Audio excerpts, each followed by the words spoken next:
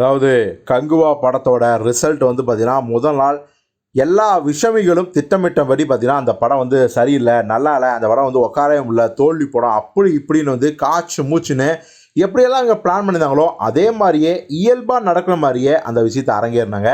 ஆனாலும் கூட படத்தோட 2வது நாள் வந்து பார்த்திங்கன்னா படம் பார்த்த எல்லாருமே என்னப்பா இப்படிலாம் கழுவி ஊற்றுனாங்க, நாங்கள் டிக்கெட் ஏற்கனவே புக் பண்ணிட்டோமே அதனால தான் நாங்கள் வந்தோம், ஆனால் இவங்க கழுவி ஊற்றுற ரேஞ்சுக்கெலாம் படம் கிடையாது, நல்லா தான்ப்பா இருக்குது, கொஞ்சம் கொஞ்சம் அந்த காமெடி மட்டும் கிரிஞ்சாக இருக்குது முதல் ஒரு 1/4 மணி நேரம், ஆனால் அதுக்கப்புறம் ஃப்ளாஷ்பேக் வந்ததுக்கப்புறம் பார்த்தீங்கன்னா படம் ரொம்பவே நல்லா இருக்குது அப்படின்னு தான் தொடர்ந்து சொல்லிட்டே வராங்க.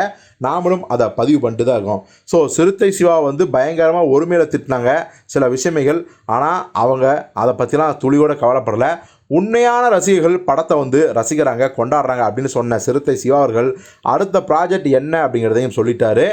ஆனாலும் கூட அது வந்து நான் சொல்லக்கூடாது, அந்த ப்ராஜெக்டை பற்றி அஜித் சார் தான் சொல்லணும் அப்படின்னு அவருக்கே உரிய நல்ல பண்போட அந்த விஷயத்தை வந்து சொன்னார்.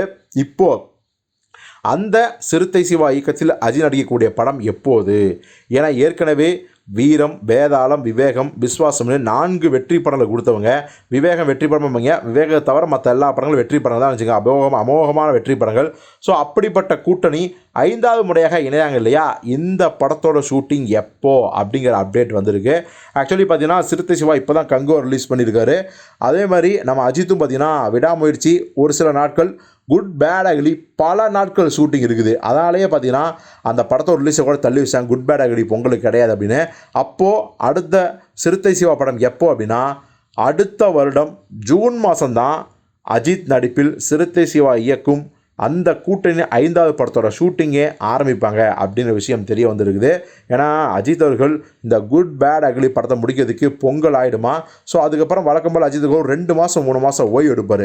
ஓய்வுனா என்ன, அவர் வந்து பைக் எடுத்துகிட்டு தன்னுடைய சகாக்களோட உலக பயணம் செய்வார்.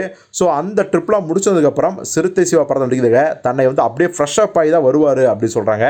எது எப்படியோ சிறுத்தை சிவா அஜித் இந்த கூட்டணியின் சரவடி 5வது சரவடி அதிரடியாக ஆரம்பிக்க போகிறாங்க. ஸோ இந்த கூட்டணிக்காக 5வது வெற்றிக்காக யாரெல்லாம் காத்திருக்கீங்க அப்படிங்கிறத கமெண்ட்டில் சொல்லுங்கள்.